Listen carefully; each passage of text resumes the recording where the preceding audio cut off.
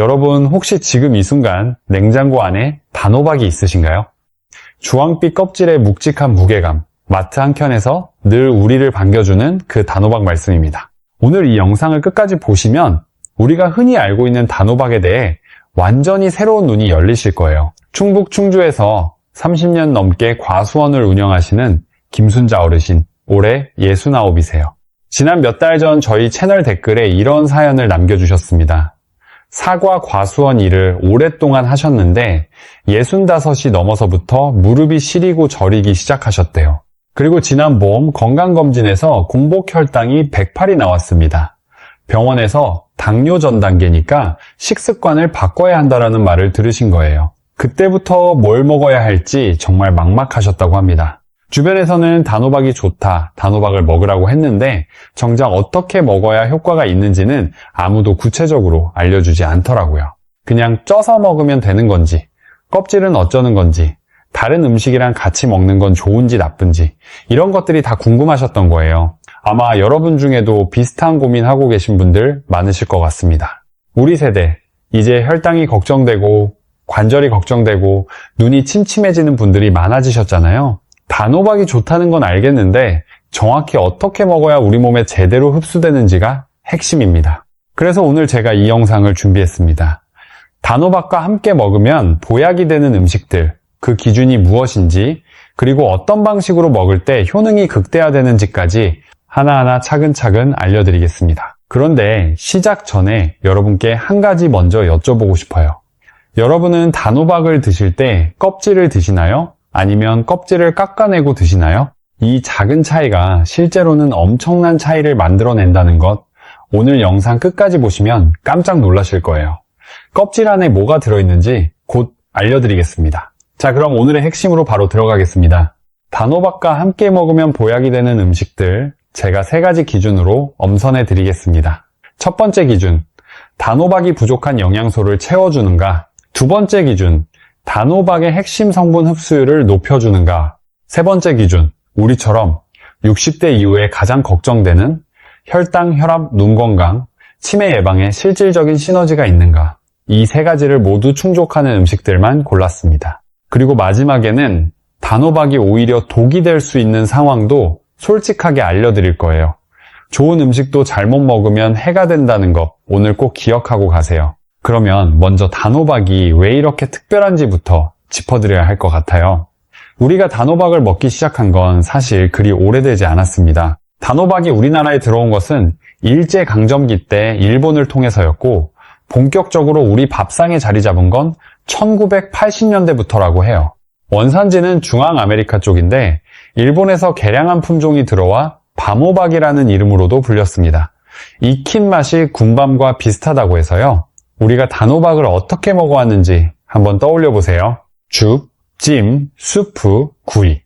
다양한 방식으로 먹어왔지만 그 놀라운 영양 성분은 잘 모르고 드신 경우가 많았을 거예요. 그럼 단호박의 주요 영양 성분부터 보겠습니다. 단호박은 열량이 100g당 65kcal 밖에 되지 않습니다. 같은 무게의 고구마가 128kcal인 것과 비교하면 절반 수준이에요. 그런데 단맛은 비슷하게 납니다. 이게 단호박의 첫 번째 장점이에요. 그렇다면 혈당은 어떨까요? 여기서 중요한 개념 하나를 말씀드려야 해요. 혈당 부하지수, 약자로 GL이라고 하는 건데요. 이게 무슨 말이냐면 음식을 실제로 한번 먹을 때 그 안에 탄수화물이 얼마나 혈당을 높이는지를 나타낸 숫자입니다. 단순히 혈당 지수만 보는 것보다 실제 먹는 양을 반영하기 때문에 더 정확한 지표예요. 농촌진흥청과 경희대학교가 공동 발표한 한국인 다소비 탄수화물 식품 혈당 지수와 혈당 부하 지수 자료에 따르면 단호박의 혈당 부하 지수는 6.6으로 나왔습니다. 반면 쪄서 먹은 고구마의 혈당 부하 지수는 15.5였어요. 같은 단맛인데도 혈당에 미치는 영향이 2배 이상 차이가 나는 겁니다. 이게 왜 중요하냐면요. 식사 후 혈당이 급격히 오르는 혈당 스파이크라는 현상이 반복되면 혈관이 서서히 손상되고 이게 쌓이면 당뇨와 심혈관 질환으로 이어집니다. 우리 모두 이 혈당 스파이크를 줄이는 것이 정말 중요해요. 단호박은 또한 칼륨이 풍부합니다. 100g당 칼륨 하루 권장량의 12%를 채울 수 있어요. 서울대 분당병원 영양팀 자료에 따르면 칼륨이 풍부한 식품을 꾸준히 섭취하면 체내 나트륨 배출이 원활해지고 혈압 관리에 도움이 됩니다. 짠 음식을 좋아하시는 우리 세대에게는 특히 중요한 부분입니다. 그리고 단호박에서 가장 주목해야 할 성분은 베타카로틴입니다. 단호박 100g에는 베타카로틴이 약 4,0마이크로그램이 들어있어요. 이게 얼마나 많은 양이냐면 당근과 거의 맞먹는 수준입니다. 일반 호박에 비해서도 훨씬 더 많이 들어있고요.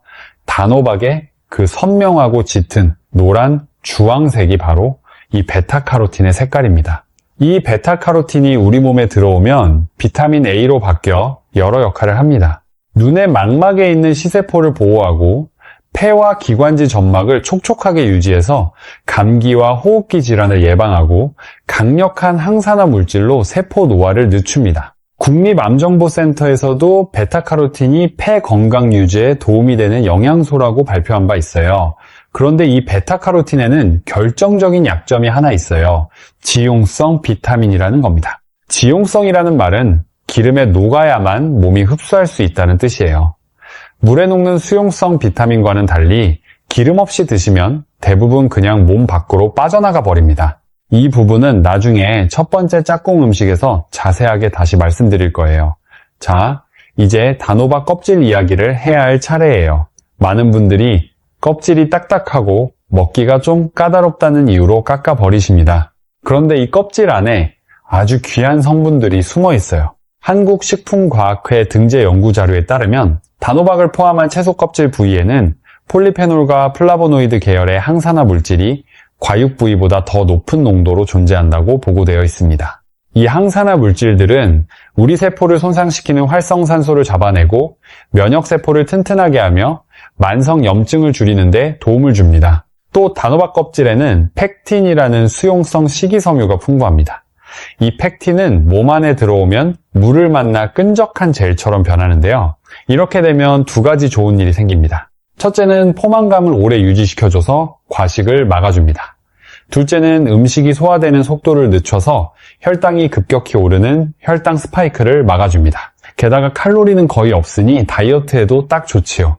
단호박의 식이섬유는 수용성과 불용성 두 종류가 함께 들어있어요. 수용성 식이섬유는 혈당과 콜레스테롤을 조절하고 불용성 식이섬유는 장운동을 활성화해서 변비를 예방합니다. 우리 세대에 변비로 고생하시는 분들 많으시잖아요. 단호박을 껍질째 드시면 이 두 가지 식이섬유를 모두 얻을 수 있습니다. 자, 그러면 껍질째 드시기가 불편하신 분들은 어떻게 하면 좋을까요?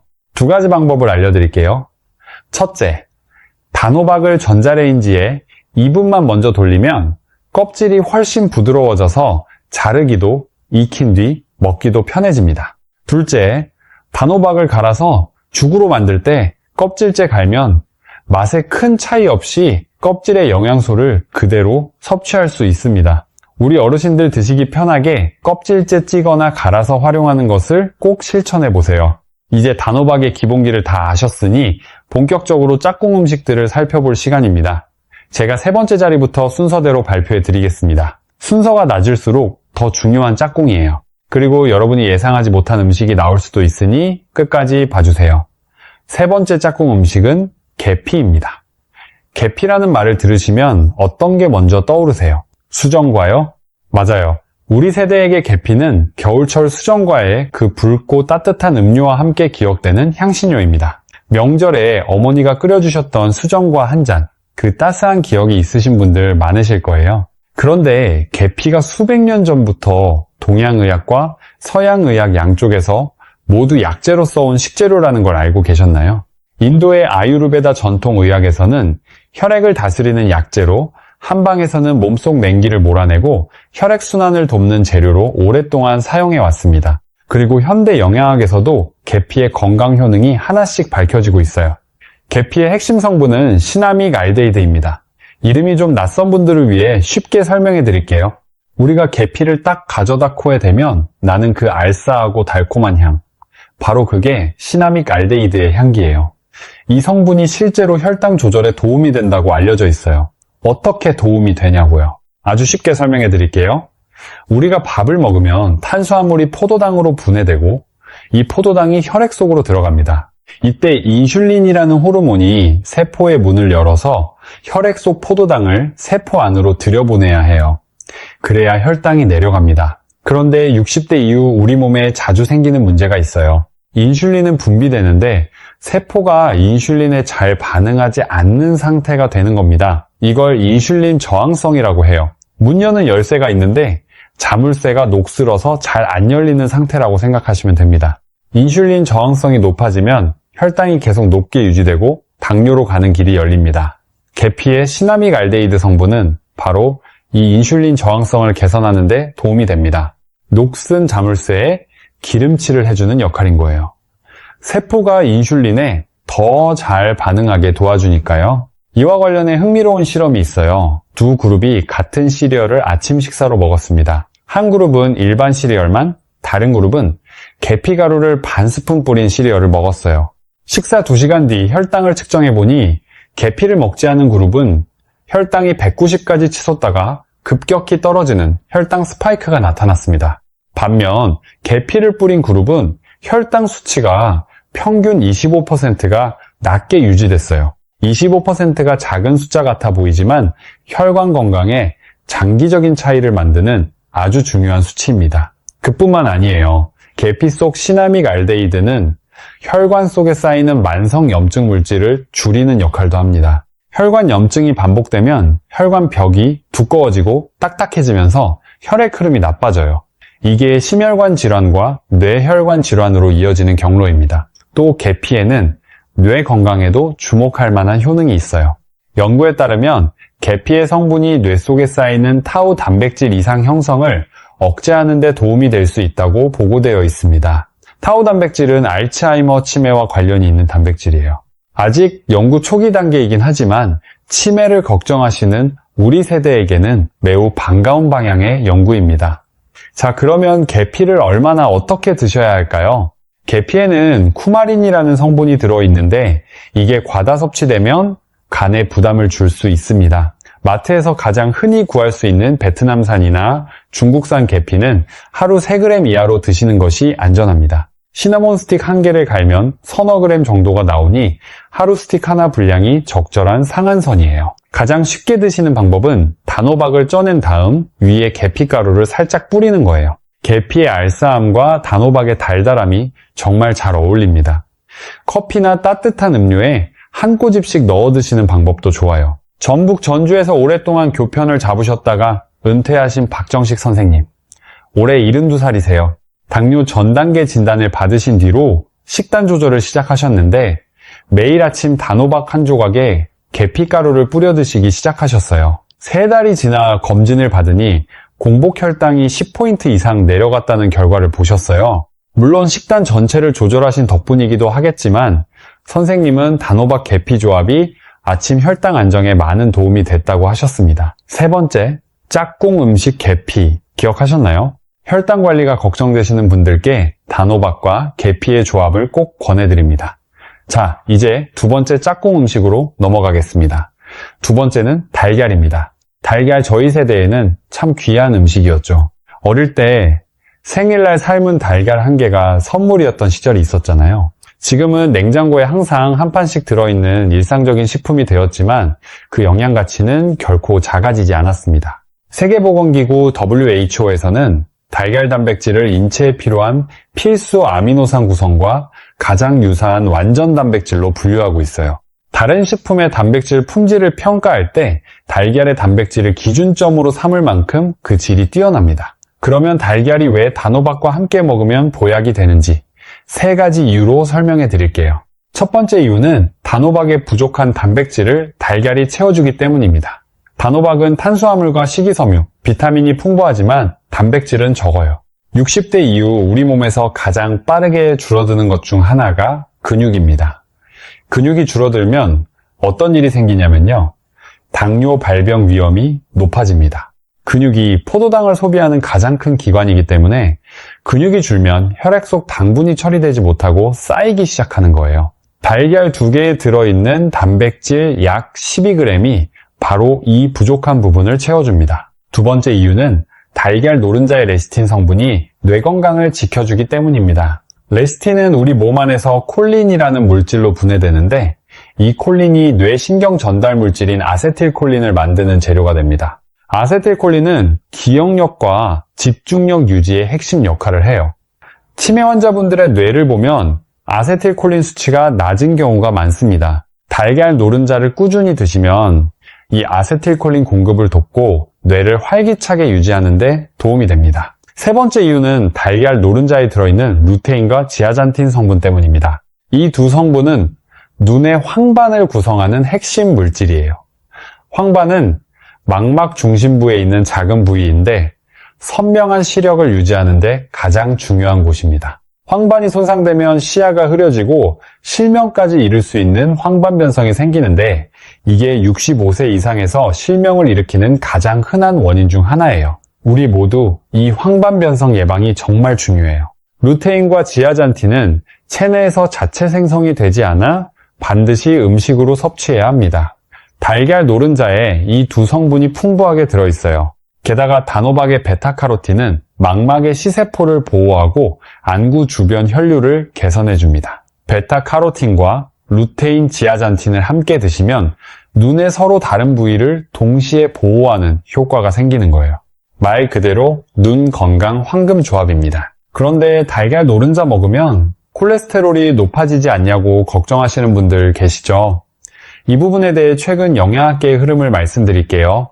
과거에는 달걀 노른자가 혈중 콜레스테롤을 높인다는 우려가 컸는데 최근 연구들에서는 음식으로 섭취하는 콜레스테롤이 혈중 콜레스테롤에 미치는 영향이 이전에 생각했던 것보다 개인차가 크다는 것이 밝혀졌습니다. 물론 이미 이상지질혈증 진단을 받으셨거나 심혈관 질환이 있으신 분들은 주치의와 반드시 상담하셔야 해요. 건강하신 분들은 하루 달걀 한두 개는 과도하게 걱정하지 않으셔도 됩니다. 경기도 수원에서 오랫동안 가족 식단을 챙겨오신 이현숙 어르신, 올해 65이세요. 식품 영양학을 공부하셨던 분인데 50대 중반부터 눈이 침침해지기 시작해서 안과를 자주 다니셨다고 해요. 그때부터 단호박과 달걀을 함께 드시는 식단을 시작하셨는데 1년이 지나니 안경도수 변화가 안정됐다는 이야기를 해주셨습니다. 물론 식이요법 혼자만으로 모든 것을 해결할 수는 없지만 꾸준한 눈 영양 섭취가 눈 건강 유지에 도움이 된다는 건 분명합니다. 단호박과 달걀을 함께 드시는 방법으로는 단호박 달걀찜이 가장 좋습니다. 단호박을 반으로 잘라 속을 파낸 다음 달걀물에 당근이나 청양고추 같은 색깔 채소를 섞어서 채우고 쪄내면 눈으로도 예쁘고 영양도 넘치는 한 끼 반찬이 됩니다. 이때 마지막에 참기름을 한 스푼 두르는 것 잊지 마세요. 베타카로틴과 루테인 흡수율이 함께 높아집니다. 두 번째, 짝꿍 음식 달걀. 충분히 이해하셨나요? 단백질, 레스틴, 루테인 이 세 가지로 단호박의 약점을 채우고 뇌와 눈까지 동시에 지키는 최고의 파트너입니다. 그런데 여기서 꼭 짚고 넘어가야 할 중요한 이야기가 있어요. 단호박이 오히려 독이 될 수 있는 상황입니다. 아마 놀라신 분들이 있으실 거예요. 건강에 좋다는 단호박이 독이 된다고요. 그런데 이게 사실이에요. 좋은 식품도 내 몸 상태에 맞지 않게 드시면 문제가 생깁니다. 대한당뇨병학회의 당뇨 환자식이 지침을 보면 단호박은 당질을 상당량 포함한 식품으로 분류됩니다. 채소 중에서도 당근, 연근, 도라지 등과 함께 혈당에 영향을 주는 식품으로 따로 관리해야 한다고 명시되어 있어요. 즉, 단호박이 고구마나 흰쌀밥보다 혈당 부하가 낮은 건 맞지만 그렇다고 무제한으로 드셔도 된다는 뜻은 아닙니다. 특히 이미 당뇨를 진단받으신 분, 공복 혈당이 100 이상이신 분, 인슐린 주사를 맞고 계신 분들은 단호박 섭취량을 반드시 조절해야 합니다. 하루 200g에서 300g 이내가 일반적인 권장 기준이에요. 단호박 죽으로 만들면 이 양이 생각보다 금방 넘어갑니다. 또 한 가지, 만성 콩팥병이 있으신 분들도 주의가 필요해요. 단호박 속 칼륨은 건강한 분들에게는 혈압 관리에 도움이 되지만 콩팥 기능이 떨어진 분들에게는 칼륨이 체내에 쌓여 심장에 부담을 줄 수 있습니다. 콩팥 기능 저하가 있으신 분들은 단호박을 드시기 전 반드시 담당 전문의와 상담하시기 바랍니다. 우리 주변에 건강하다고 알려진 식품을 과도하게 많이 드시다가 오히려 혈당이 오른 사례들이 있습니다. 좋은 음식이라도 자신의 몸 상태를 먼저 알고 적정량을 지키는 것이 가장 현명한 방법입니다. 이 부분을 오늘 꼭 기억해 주세요. 좋다고 많이 먹는 것이 아니라 내 몸에 맞게 적당히 먹는 것이 진짜 건강 비결입니다. 자, 이제 가장 중요한 첫 번째 짝꿍 음식을 알려드릴 차례입니다. 여러분은 첫 번째가 무엇일 것 같으신가요?